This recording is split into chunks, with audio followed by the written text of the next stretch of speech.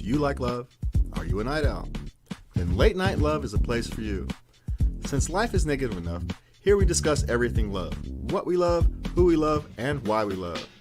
So join us on Saturday nights at 11:30 p.m. Pacific Time, and please remember, love everybody.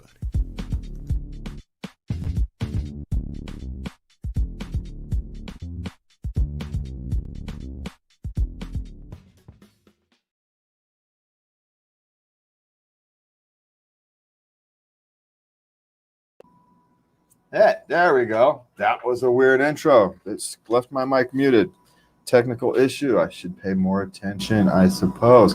Anyway, thank you guys for joining us here at Late Night Love. I'm feeling a bit melancholy, and I have control of the clipboard. No. Yes, I do. And we have no idea what's going to happen. So join us for a fun ride, because it should always be fun when I'm feeling melancholy, isn't it? We never know what the hell's coming out. We never know what's going to come out of your mouth. The hell's coming out my mouth when we do melancholy. And, you know, the reason we're melancholy, it's been a rough few weeks. I know we don't talk politics here, but, you know, me being a politician and me loving my community and trying to love myself and take care of my own mental health and watching people I care about who are also on this campaign trail kind of struggle with the weight they have put on themselves. I'm specifically thinking of a young man who he's been on the campaign trail for 3 years, and he's 25, 26, and he's been campaigning for office for 3 years. And he's starting to feel the weight of this unobtainable set of standards he set for himself. And so, you know, he's facing that crisis of confidence.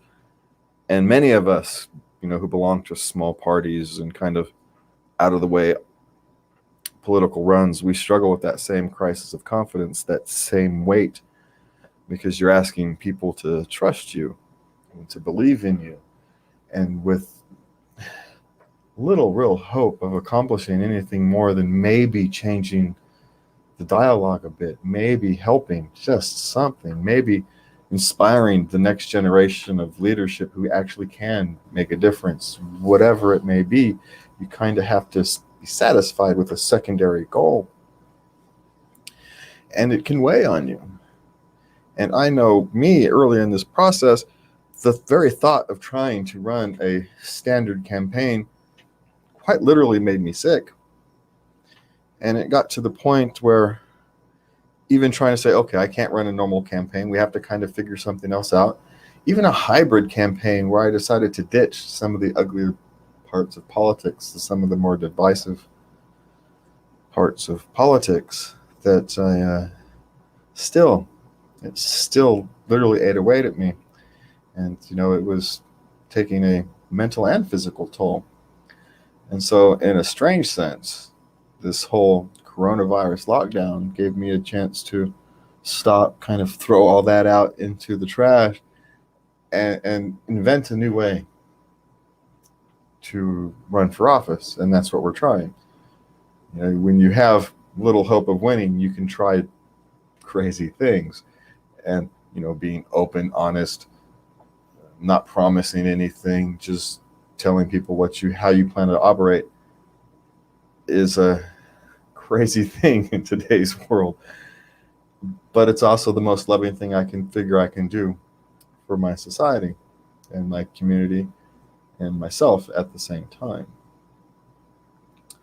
And so really the difficulty has been for me.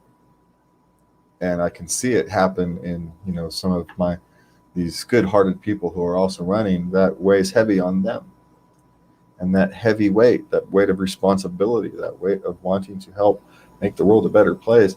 And the realization of it is that you're kind of fighting an uphill battle, but you're fighting. I don't like to use the word fighting, so we're going to change that. But you're trying. You're trying to make a difference in the world. We're trying to make the world a better place. And while it may not seem we are making the world a better place now, the future is not written. And every input has every action has an equal and opposite reaction. It is a fundamental rule of nature. It's a fundamental rule of life. It works in absolutely everything. And so what you put into the world, you will get something out of it. It's just not always predictable where. But if you put bad inputs in, you will get bad inputs out. You just don't know where. You put good inputs in, you will get good input out. You just don't know where. And so what I say to all of those who are out there trying their best to make the world a better place, a more peaceful, a more loving place, just keep trying. Because in the long run, love is the thing that keeps humans together. If it wasn't for love, we couldn't live in a society. This wouldn't be possible. So, with that, we're going to try to find something. Well, I have one tucked away in there. If you'd let me, my questionnaire that I had for tonight was found short. Your question, well, it's not that it's found short. It's just not phrased in any way that we can realistically get good, deep conversations out of them without having to go through and rephrase them. Right. And that takes a lot of work. And add some time together. And we didn't have time to do that. We didn't have time to do that this week. And so it's a little disjointed over there. But we're going to ask you. We did a question last week about why do men hate shopping. So I'm going to ask you, why the hell do women like shopping? Well, you never know what you're going to find. It's the store. It's the same stuff every time. No, it's not. There's new stuff. You can find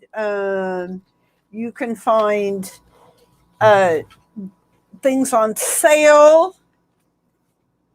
You can find all kinds of things. But you're finding something you didn't need because you're just going to look for stuff. How do you know what you need if you're just going to look for stuff? I don't understand. No, but you may not know it. You may not know it, and you find it. I pretty much know everything I need. Now, there's lots of stupid stuff I want, but that's not the same thing. But I don't go to the store to look and see what I might want. Yeah, there might be new stuff. There might be stuff on sale. There might be a shirt that you really, really like. Or you might find an outfit for Christmas. You don't need the perfect outfit. It's the hunt. You go and you know. It is, man, we can really get down to it really is evolutionary, back to the evolutionary days. Men go off to get the deer or the bear or whatever they're hunting, and women go off and forage and look for whatever they can find that's usable. And are we really still that base, that close to the caveman? Man, I've always kind of said that we're literally just one step out the cave. We are. But we really still are just one step out the cave. Now, these traits aren't universal, but across the broad spectrum, man, we really, really are. Sometimes a sack of instinctive animals just kind of banging around, trying to make our cave person brains work in the modern world. Yeah, you go out, you pick berries, you might find some new kinds, some special flowers. You don't know what these do,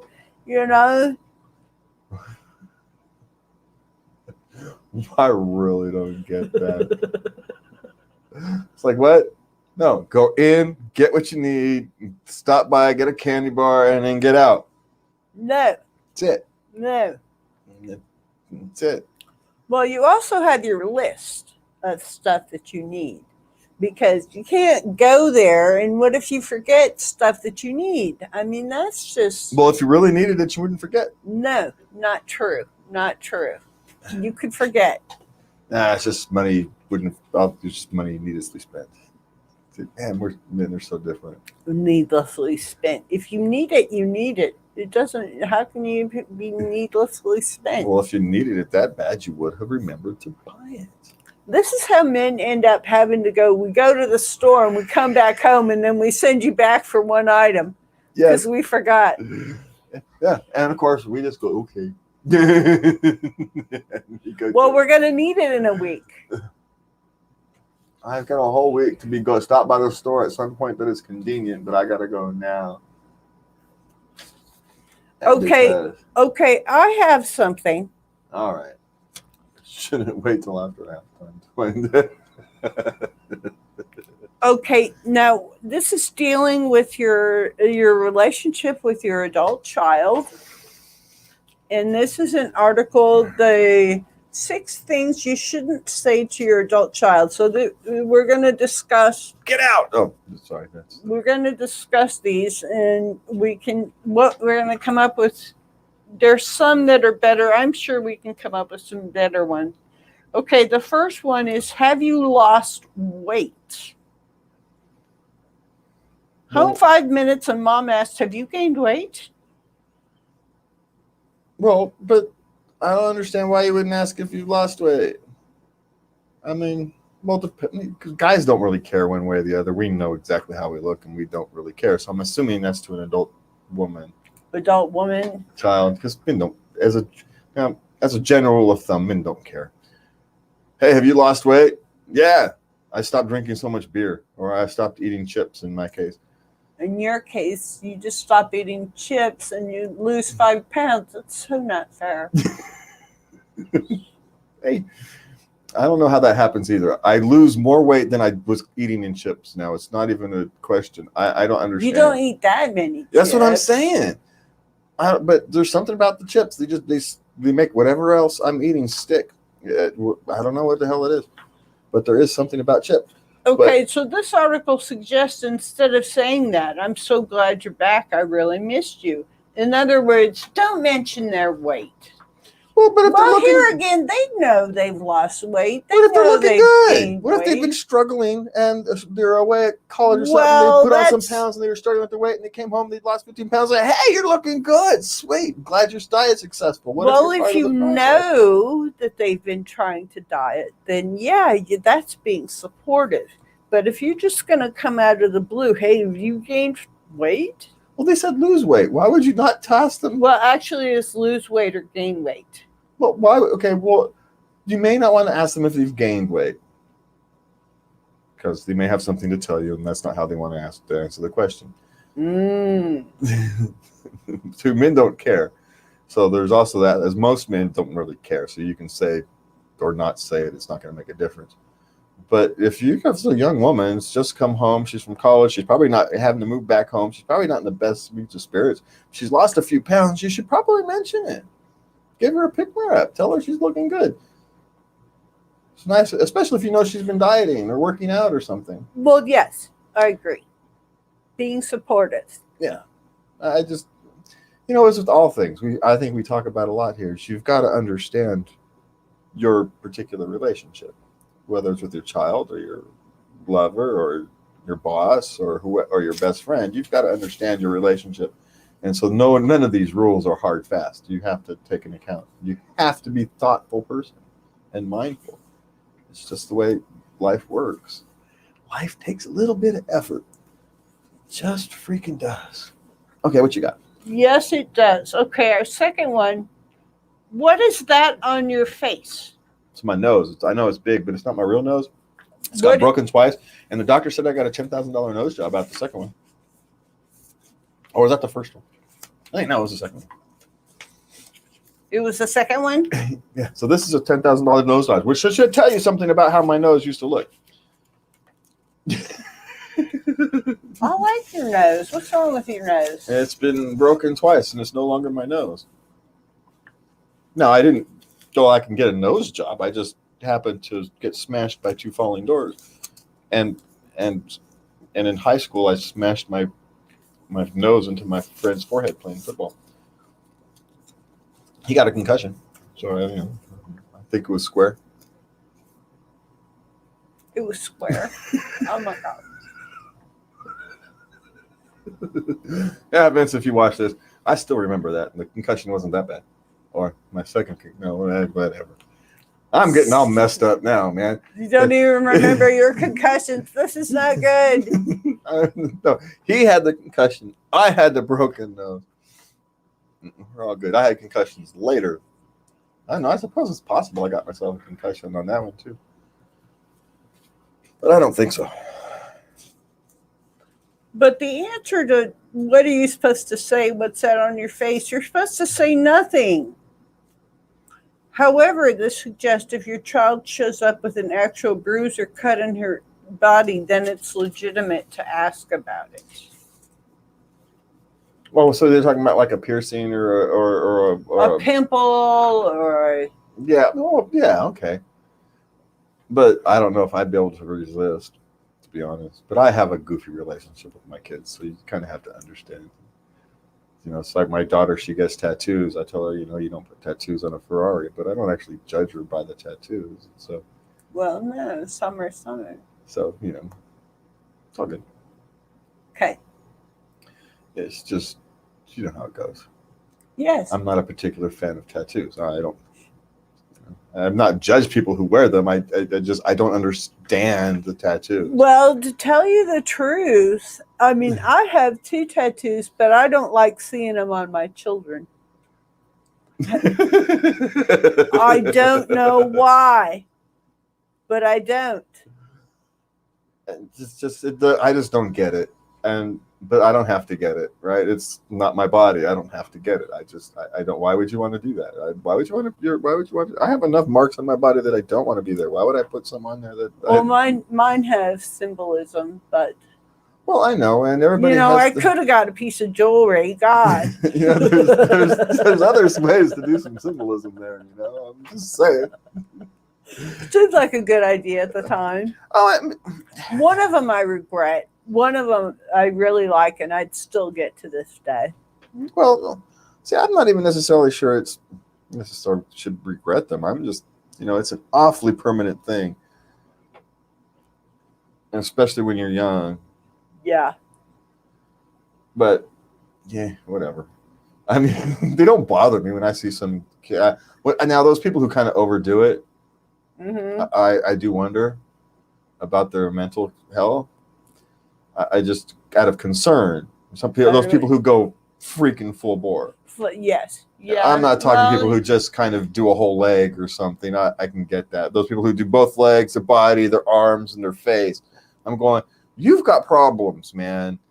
And it's fine with dealing with all the tattoos. It's great. But there's some psychological issues you should be dealing with while you're dealing with doing all of that, because I just don't think that you're very happy if you're doing that. Mm. You're looking for something, and you found it in getting tattoos. Mm-hmm. But is that really the healthiest way to go about it? I mean, I think you're avoiding something at that stage. But I also could be wrong. I'm no psychologist. It could just be projecting the fact that I completely can't understand it. And so because I completely understand it, when someone gets completely in it, it's got to be something wrong. And, you know, I could be completely wrong. It wouldn't be the first time. You know? Okay. Okay, our third question. Uh-huh. How come you hardly ever call or text these days? Who, me? No, that's what you're not supposed to say to your kids. That's what you're not supposed to. Oh, I can answer you why. You answer the question. So just instead of asking the question, answer it for yourself. They're children. They have lives that no longer revolve around you. And so when they need something, want something, you're no longer the first person they turn to, because they're no longer children. They have adults. They have other resources. They have other things they want to go. And they may just not want to burden you. You know, they've been burdening you your whole life. They may be out of kindness to you saying, I'm going to try to handle this, whatever it is, a different way. But it's also perfectly natural. We did it. Every single one of us. And occasionally they'll tell me about something they handled, and I'm like, why didn't you talk to me about it? You know, this was 3 months ago. And then, well, I thought you would be mad. What? Well, and you've got a really more connected relationship than the vast majority of people with your adult children. I text my girls. I'm in contact with all 3 of my girls every day. I mean, except for the children who live now here. That doesn't mean I hear from them every day, but I text. I usually do. I usually get a quick text back, But if I don't get a text back, I just figure they're very, very busy and they'll get back to me when they have a chance. Well, see, me and my children, despite the fact that we're all very close and we talk about anything at any time and all the various things, we actually don't talk very much. We're a house full of boys, and my poor daughter was raised in a house full of boys, so she has lots of boy traits, and that lack of desire for communication is one of them. She is my daughter. she likes to be left alone, so so there is that. But the boys, and you have girls, and so there is a difference between the way the boys and the girls naturally are anyway. The boys go off to the world, they go travel the world, right? They go off and do their boy thing, become men. And women are a little different historically. The world's more dangerous dangerous. I don't want to say it's more dangerous. It's differently dangerous. And so it's more psychologically dangerous for girls. It's more physically dangerous for boys. Early when they're young. Well, it's because the world's a strange place. The world values boys, young men, almost nothing. That's why we go send them off to wars, and it's why we go tell them to charge. And it's implanted in them early. Women and children first. That mindset of self-sacrifice, as I'm willing to sacrifice myself for the good of others, is implanted in young boys from a young age. We know at some point, whatever that age is, you no longer care. You're no longer the first person to get off the boat. You're no longer the first person to leave the burning building. Right? You're no longer a child. And it happens somewhere between 12 and 13. Usually is when you realize that. It's like, no, you're now somehow responsible for all this other stuff. That's why a lot of boys who have no direction, they go out and they run in the streets and they become violent. It's because they've got no direction. There's no one to take that knowledge and direct it somewhere and give them something to focus that on. A lot of kids, young men, turn to the military. That's why they're looking for some direction, and so they turn to a military. I did. Yeah. I had no direction. Man, no direction, and so you turn to the military. Why? Because they'll tell you which direction to go. They certainly did. And if nothing else, you'll have a direction while you go through those informative years of trying to build yourself and your character and who you are. And so it's good for a lot of people. It was a good safety net for me. I always had some place to sleep, some place to, something to eat. I had something to do. They always have something for it to do, you know. Well, in college is one way to do it. And I had time to spend on myself and get to know myself. Yeah, well, in college is another way. Another way. Another way of doing that. And, I did it. I left high school, was working in, as a furniture mover and a delivery driver, and just kind of working my way. That's the other way to do it. Started with family. And that's kind of the traditional ways boys become men. Either you go off to the military, you start your family, or you go to school. Well, there's so many people who don't have that family structure image to fall back on anymore. Families are so disintegrated now. 40% of families are disjointed, something like that. Really? Where it's a one parent family. Mm-hmm. And it's so important to have a dual parent family. People like to say father and mother. I think it's a dual parent, as long as you have two people who have kind of enough difference in their parenting styles, where one is a nurturer and the other one is an encourager. Because women can have a tendency. In this house, it's a little different, with the, but the tendency is for one person to be a nurturing spouse, the nurturing parent, and the other person is the parent who kind of, as a comedian I saw the other day, she said she was like 7 years old and she knew that she found the special egg. It would have $5 in it, and she had wanted $5 to buy some special thing. And so she went out, and on Easter, and she found the special egg. She got it up, and instead in it was a piece of dog poop. Because and she had to work hard to get the egg. And so her dad sat her down and says, she was all crying. Dad sat her down and he says, you would clearly learn the lesson that if you work hard, you can get a good reward. It says, but now it was time for you to learn another lesson that you can work hard and sometimes you're still going to get poo. and she was like, well, to be fair, he now is the office manager for her law firm. So she runs an all-woman law firm who specializes in men's divorce and helping men through divorce. Oh. So he's our office manager. so Nice. he's the office manager of an all-woman law firm who specializes in men's divorce. We live in such a wacky world that kind of thing has to happen because until recently, the divorce laws were so one-sided towards women. And you can understand why, because before that, they had been so one-sided towards men. And so it's like this big, huge pendulum swung. Now, I'd like to think it's getting more to the middle. Well, yeah, hopefully we can stop it from swinging and start, because there's some hard decisions. Really, the adversarial divorce system is just, it's criminal. It really is. And I know we're kind of going off the rails a bit here, but it really is criminal the way it defaults to an adversarial divorce system. It does. It should be for the cases that other systems can't resolve. It should be a case of last resort, not the first thing. If you can dissolve a marriage without having to go through the court, without having to go through all that mess, with everybody kind of coming to an agreement as much and comfortable as they can be, then that's how you should do it. I've been through both extremes. My first divorce was acrimonious, and it was very harmful to everyone involved.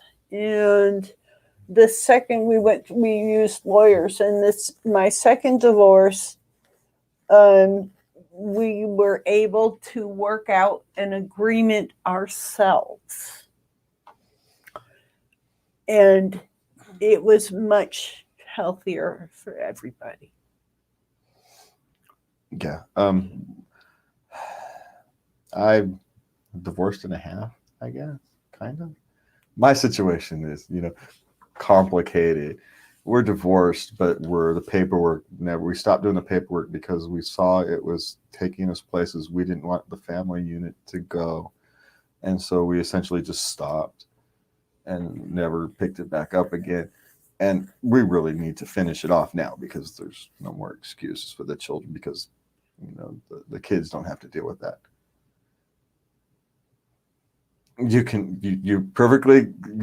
have been a God-sended angel on this whole issue. So don't trust me. I do appreciate it. You're a God-sended angel on this. I understand it. Yes. And I even agree to the point where with everything. But yeah. It still bugs the snot out of me. And it would me, but again, I'd also understand why. And then I don't think about it that much. It doesn't. It's not like, oh my God, this is wrong. It's just like it's like a toothache. It's a minor irritation that comes up every now and then. Well, part of the problem is my very libertarian nature. I hate the fact that I've got to tell the stupid government that I no longer have connection to this person who's literally lived across in a different state for 8 years now. And our lives haven't been intertwined in 13, 14. You must get the papers. I must go get the paperwork stamped and pay my $300 or whatever. It's gross, and I just don't like it. But it's also stupid not to do it. But you know what? One day, at the moment, it's resources. But I have every faith in you that one day you will, and it'll be glorious. And I'll be thrilled. And I'll be irritated, but not for the reasons that everybody else is going to think. I'm going to be irritated that I had to fill like all this stupid paperwork. But why can't I just go to the town square and say, hey, look, we live in Thaker, we're divorced now. Hello. She agrees. She's over there. She'll say the same thing. Why do I got to go through all the rigmarole? Because then the lawyers wouldn't get their money. Lawyers and their money. Speaking of lawyers and money, it is 29:40 of the show, and we've actually gone through half of the show already, considering we haven't scripted jack. It's pretty good. We've been a little meandering, but I like when we meander. I think it makes for interesting, listening. But we are going to make a I hope break. everyone else agrees. Yes, we'll we're going find to out. We're going to make a break for our sponsor. And we're back from the break from our sponsor. Except not really the break, because this break gets kicked out of the show. So those of person who is watching live, you get to see the special. So what else we got? We actually have a person watching live, so we should probably do the show. Okay, yeah, I got my next question. Okay, this is a little lengthy. What you should not say to your adult child, it's all for the best. So-and-so was a jerk anyway. Well, what if he was a jerk? What happens if you badmouth the badly behaving ex? You think your kid won't remember exactly what you said and repeat it to the reinstated sweetheart? My children know exactly what I feel about their partners, regardless. So I don't have to tell them anything new. But I think you don't. Well, he was a jerk. He did this. He did that. You're not supposed to sit there and badmouth. Instead, they're saying, how are you feeling? Do you want to talk about it? I'm here for you. Oh, they left anyway. Well, yeah. I think you want to make things better, and dwelling on the past isn't going to make things better. So bringing up all the kind things. How unkind thing? Why would you bring up all the unpleasant stuff? That's not a very pleasant thing to talk about. They already know. Yeah, now you've got some time to focus on yourself. Now you can focus on your art or whatever it is you had put aside to focus on your trying to put your keep a broken relationship together. So there are some things, but God, it's so hard because different children and different adults and different people need different things. They might be coming to you because you're going to tell them he's a jerk and going to commiserate with you for that day. Well, that's okay. They can badmouth all they want. You're not supposed to. All right. So we're going to have to agree to disagree a little on this one. I think. I'm just, yeah, we're going to have to agree to disagree because I'm coming from it. You become like the girlfriend, and that's a girlfriend. No, I'm the father. I'm telling you the cold, hard truths.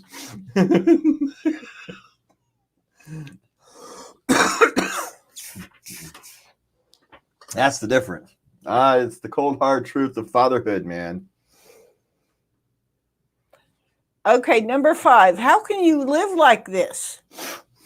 You go to visit, and they've got a week's worth of dirty dishes on the counter while complaining about mice and cockroaches.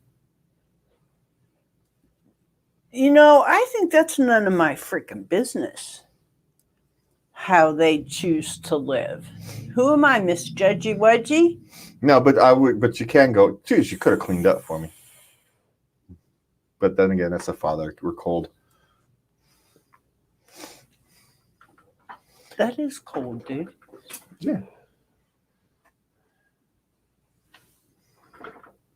It's the difference between fathers and mothers. We can tell them the hard truths and they expect it from us. Again, back with the 7-year-old and the Easter egg full of poop. It's Easter egg full of poop. Oh, that's Okay, a great this story. is my fun one. What do you expect me to do? Come on, man. You're the parent. You can't, say, how can I help you? You're not there for... Are you actually asking me, of Yes. all people, that question? Yes. The person whose most famous line of his children is, that sounds like a personal problem. What do you want me to do? Guy. Yeah, that is just, it sounds like a personal problem. That's my version of it. Sounds like a personal problem. There's a very good reason for it. I shouldn't solve all their problems. Doesn't mean you solve all their problems. Sometimes they just want you to listen. I heard them, and you know what I said? It sounds like a personal problem. I have to hear it in order to tell them that. Well, that's not very touchy-feely. Again, we're back to the father thing. Fathers, we're not. That's not our job.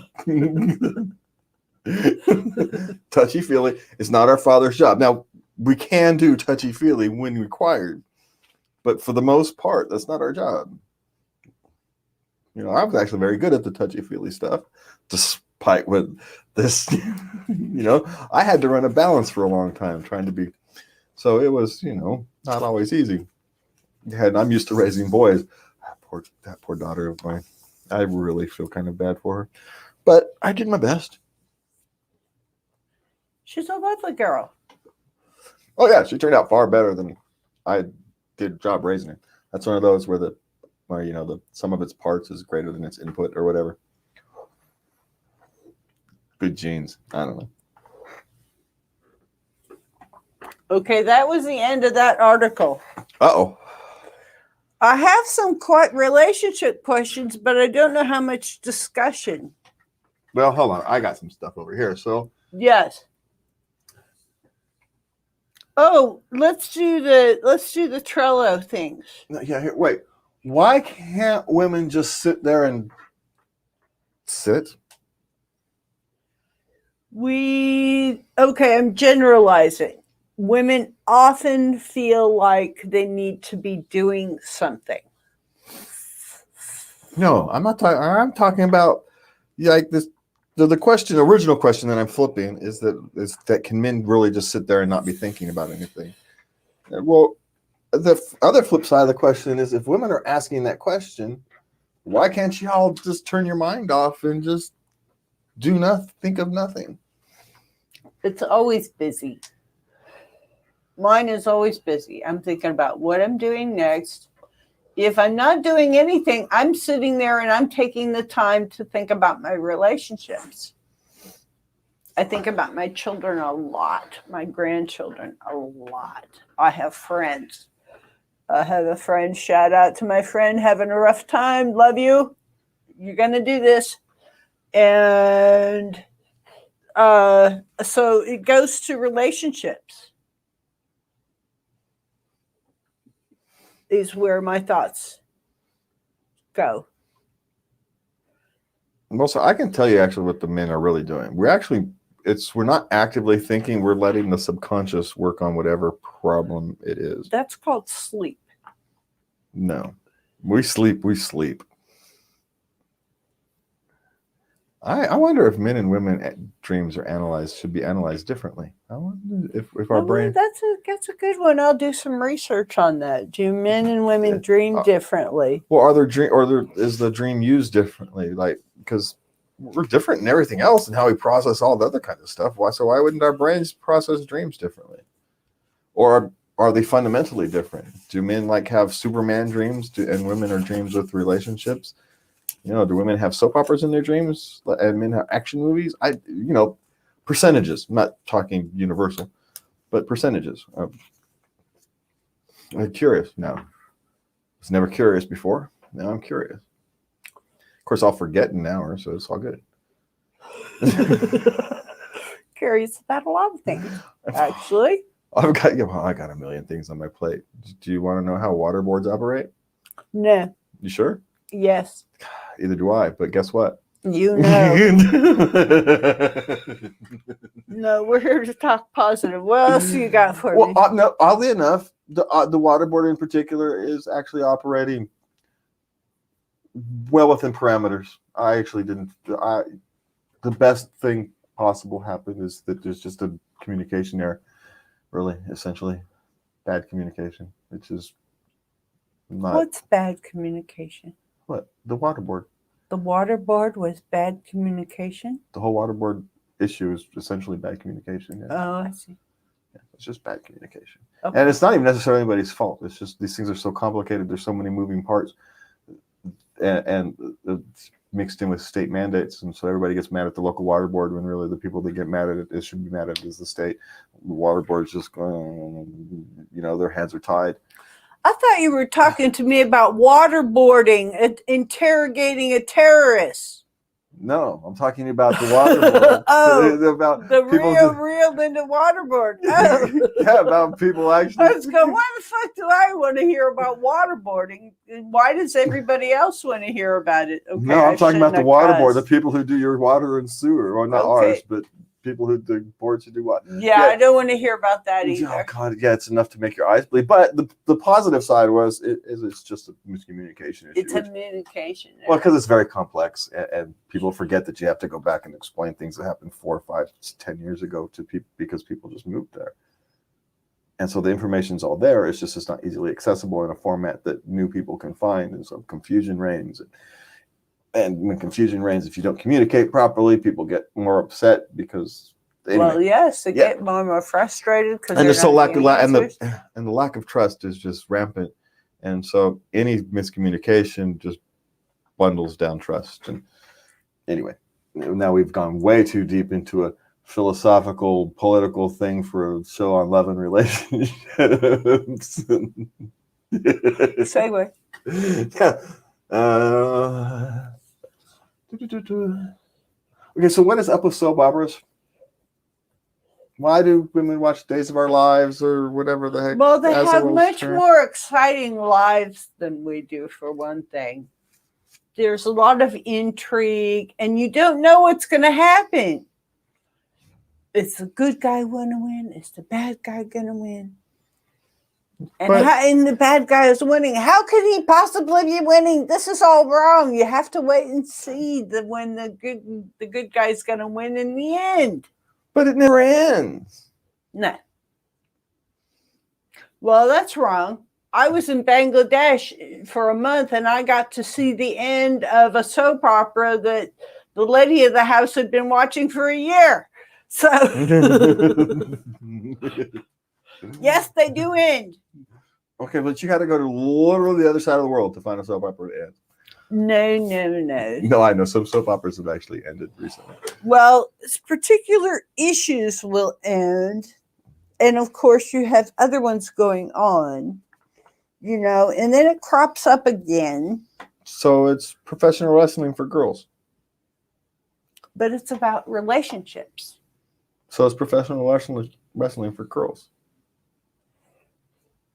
I don't know. I've never. It's just surrounded around a hospital.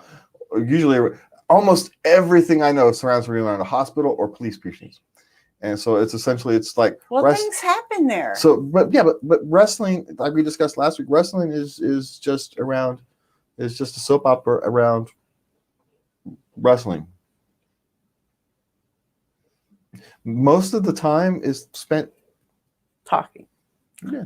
I don't know. I've never watched a wrestling match. Yeah, you wouldn't be interested. I couldn't make it through. I tried. I watched them come out, and they postured, and that was some nice eye candy. No, I like the stunt show. But I don't watch it I watch the stunt show. It's a hell of a stunt show. And they it's kind couldn't of amazing. keep my interest. It was just if you don't like people if you don't like people hitting each other with the chairs, then you're not gonna find that. Don't.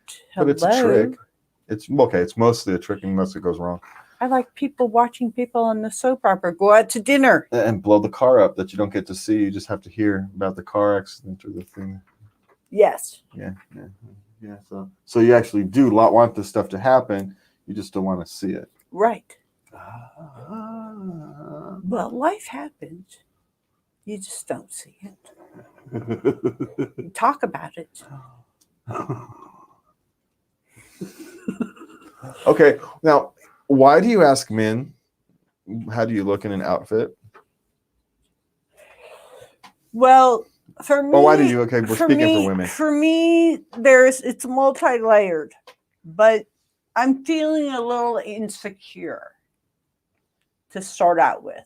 If I'm going to ask you, Mr. Keeper of my outfits, you don't even know what I'm wearing on most days,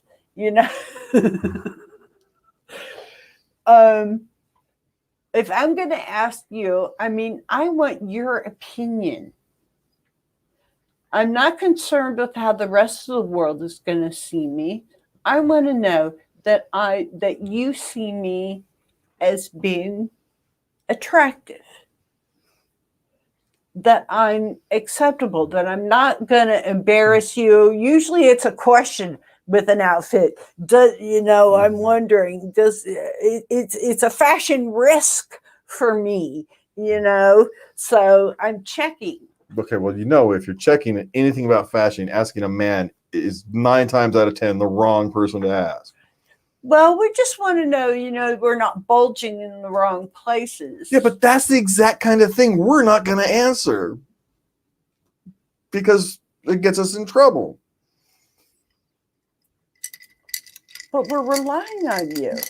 Which I'm saying is not smart. Because when women say things like, and now I know we've had this discussion from the men's perspective about what you should say, but I'm going to tell you what goes through the men's head this time when you ask that question. Oh my God, all I see is minefields. How the hell do I get to that other side of this freaking minefield without stepping on a mine and blowing my leg off? You're not focused on answering the question. This is why we get shitty answers. Yes, because we're trying to walk over a minefield that we don't really know what the question is because we're overly simplistic. We actually think that the question is what the question is, but we know it's wrong, and so we don't know. So it's like you've got a minefield, but you got the wrong map to the minefield. Deer in headlights, man. We don't know. And your explanation is a perfect reason why. You just gave me 5 reasons why you asked the question. How are we supposed to answer that? Honestly. Yeah, how are we supposed to answer it in any shape anyway? If we wanted to come up with the greatest lie in the world, I don't think we could write a script that would get us through. I don't think it would work. I'm not entirely positive. Well, we need to know if we look funky. If the shirt is puckering in the back and it makes our butt look big. Well, now, if it's hanging wrong, we'll say that. But okay. But it has to be something blatant, probably, before you. Well, we're sure the hell not going to say, yeah, it shows off your tummy rolls. There's no way in fuck we're going to say that.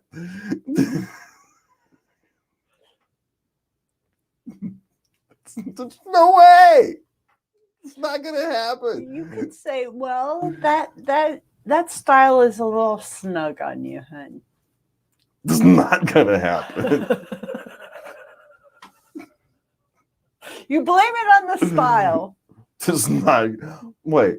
Like we're going to think about blaming it on the style. You're asking a little much there. I think you should lower your expectations. I'm just pointing this one out, man. These are expectations from a girlfriend. See, we expect you to be a girlfriend at that moment.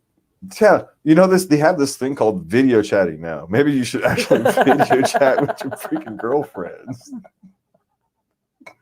We don't have time. We got to leave in 2 minutes. You've got more time than asking our stupid asses.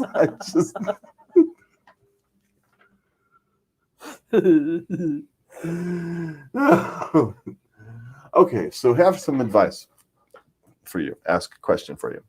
For young women, how do young women know when they're ready for marriage? How do you know when you're ready for marriage? Oh, my Lord. That's a tough one. Well, my grandpa said you should wait until you're 30. So to really know your mind, you have to really know your mind. That means you have to know yourself. And that takes time. But it's difficult, you're 20 years old and you meet,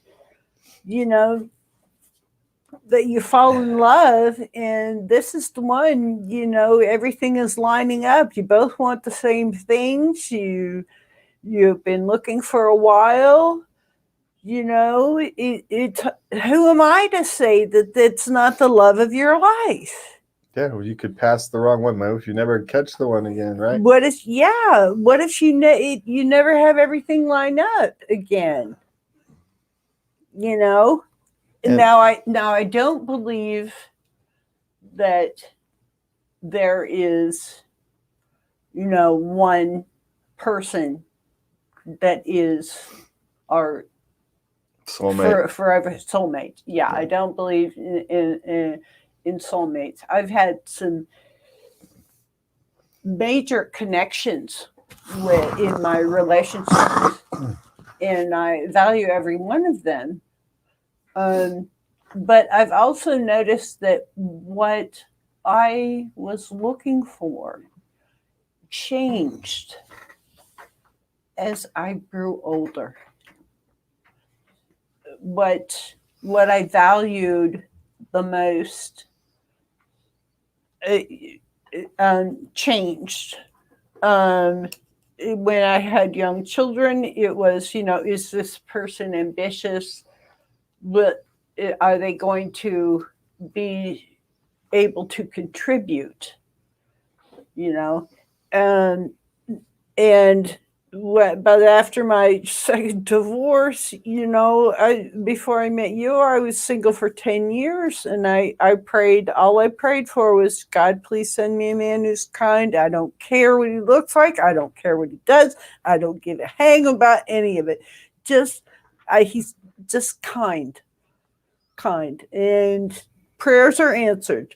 You are one of the kindest men I've ever known in my life. Well, I'm not sure if it took 10 years of prayer necessarily answered. Maybe you weren't ready for 10 years. I wasn't ready for. I wasn't. So I wasn't ready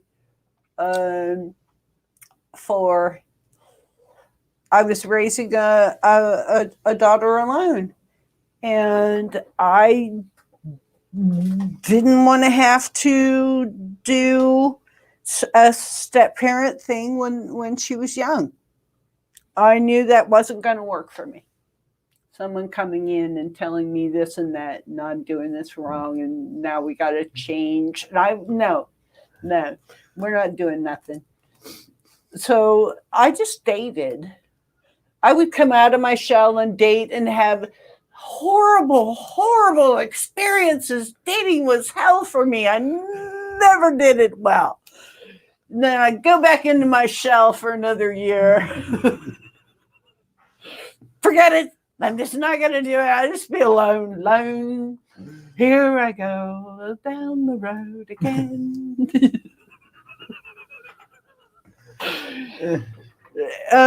But I got to the point where she was older.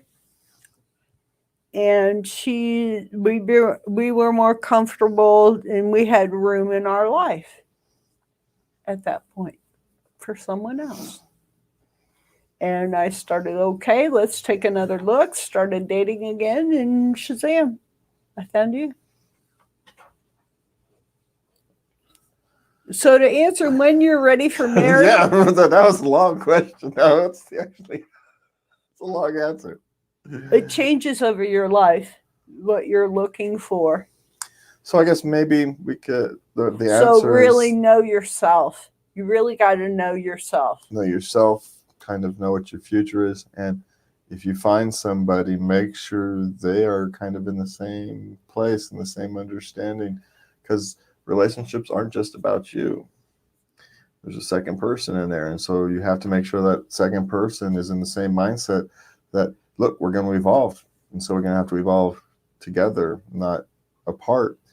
And that's the hardest part of a long-term relationship. Yes.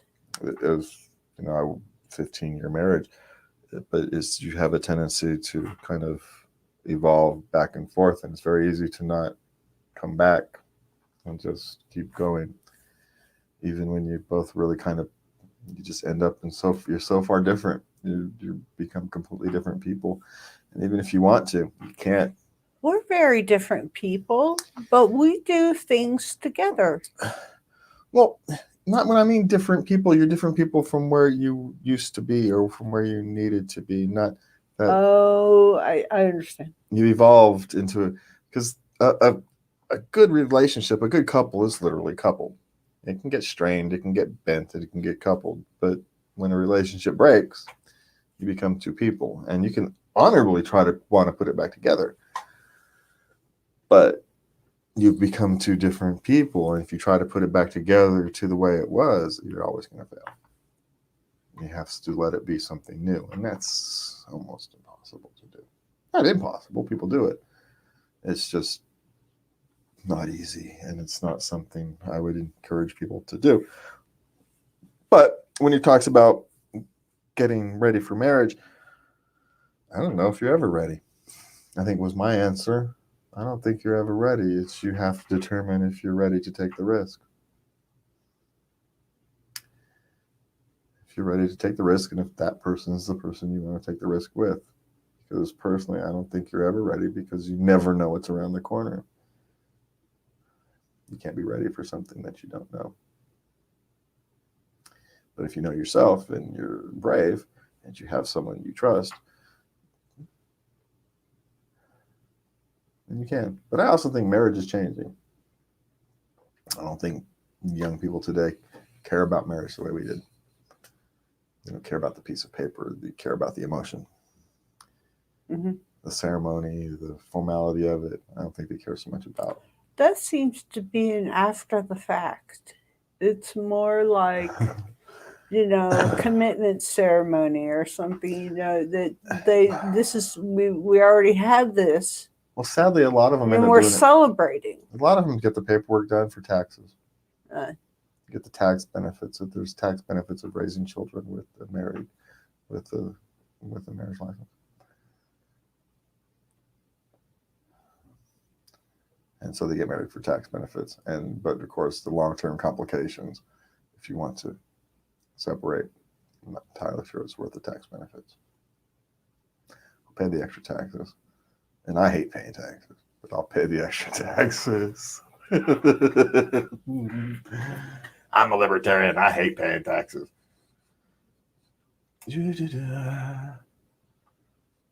Let's see. We got anything else? I do have something on here. I forgot it. Where is it? God, I need to get my glasses in here so I can read this. Where'd it go? No, we answered that question.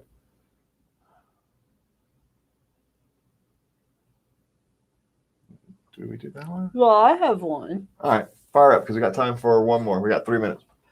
How important is it that you like each other's friends?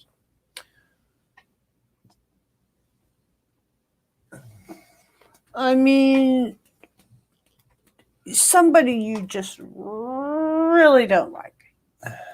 But he's, a buddy. He always hangs around. We don't know why he's here.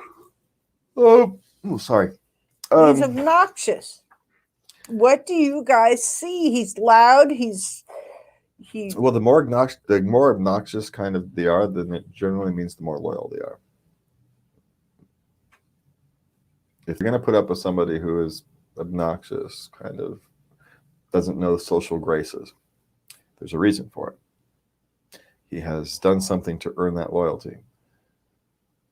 He has earned that. You earn that loyalty. That loyalty is not given. It is earned. And so the reason they put up with that kind of thing is out of loyalty. It's an earned loyalty. And what exactly that is, it's hard to say. It's different for every friend group. But that is pure loyalty. And so it's okay to not like them because he probably will agree with you. But it's what to do with that. You don't want to cut them off because don't put them in the position of forcing them to choose. You can express yourself. Just do it with kindness and love. Well, no, you can't ask them to choose a friend between you and a friend. Oh, good heavens! No, you can ask them to say, "Hey, look, I don't like it the way Bob, or when he says this and this and this," and okay, we'll deal with that. And usually, if you talk to them about it, if you deal with a specific single issue, Bob would, they'll change. Or they'll try. They'll try it. And as long as they're trying, right? Right. As long as they're trying, I suppose it makes it easier. But that is loyalty, or there's something wrong and they are out of loyalty. Maybe he had a head injury and he's just not quite himself. So ever there may again. be something we don't know about this person. Yeah. Uh-huh. You know, maybe that kind of commitment comes from loyalty, and that loyalty can come. It's like a foxhole. It's like, in the military, your unit. You have a loyalty to your unit. Mm-hmm. It's kind of this. There's your unit, and yeah, he's a bit of a dick. But when you need someone in a foxhole, it's the guy you want to be with, because when crap hits the fan, he'll stand there with you. And it's good to have those people around. Everybody needs those. You have your partner, but you need them outside too. You need people to come help you. Everybody gets stuck in the middle of nowhere and needs someone to come get them sometimes. It happens. And so if you have people who are willing to go out of their way for nothing, just out of pure friendship, and those are usually the kinds of guys to do it. So if you have friends, if you're other significant person, doesn't matter, man, wife, boyfriend, girlfriend, whatever. It's if you have friends, there's a reason for it, and it's usually loyalty. I think it probably goes for women too. If you have an annoying friend and you kind of know they're annoying, why are they still your friend? Why? Mm-hmm. Because usually feel sorry for her. Nobody else will be your friend because she's so freaking annoying.